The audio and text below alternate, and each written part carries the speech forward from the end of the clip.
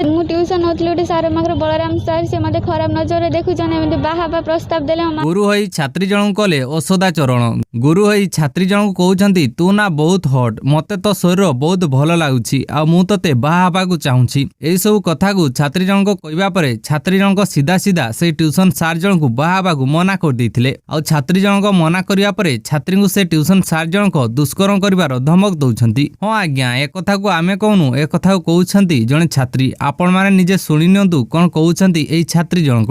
मु ट्यूशन होतली गोटे सार मागर बलराम सार से मते खराब नजर देखुछन एमती बाहाबा प्रस्ताव देले मते टणा खुसरा कले कले तो इज्जत नेला परे तू केमिति रास्ता चलिबु ए टाणी घुसार के दुनिया भाषा मासा कहि के जबरदस्ती कहछन तू बाहा नहने तते टेकी उठे नै जीवी। छात्री जनक अभियोग अनुଯାयी छात्री जनक कॉलेज जाउथुवा बेले छात्री जनक कॉलेज बाहर टाणा अंडरा कले आउ छात्री जनकर इज्जत लुटिवार धमक मध्य देले। ता सहित छात्री जनक उपरे से छेप मध्य पकैले। आहुरी छात्रींकर घर लोकक मध्य धमक दउछि सेही ट्यूशन सार जनक जे मु तम झियो को उठाई नेबी जोउठी पाइबी जेतेबेले पाइबी सेही जगार मु तम झियो को उठाई नेबी आउ बलात्कार करी छाडी देबी। तबे ए नै छात्री जनक थाना रे सेही ट्यूशन सार विरोध रे अभियोग मध्य करछंती। ता सहित छात्री जनक थाना सामना रे कहउछंती मते जदी न्याय न मिली मु थाना सामना सुइसाइड करी। तेबे देखिया बाकी रहिला से ट्यूशन सार जन को पुलिस केबे गिरफ करछि आ से ट्यूशन सार जन को केबे उचित दंड मिलुछि। तेबे आपन कोन लागुछि एभली काम करथवा से ट्यूशन सार मानकु केमितिका दंड अति आवश्यक आपन को मतामत कमेंट बॉक्स रे निश्चय जणांतु।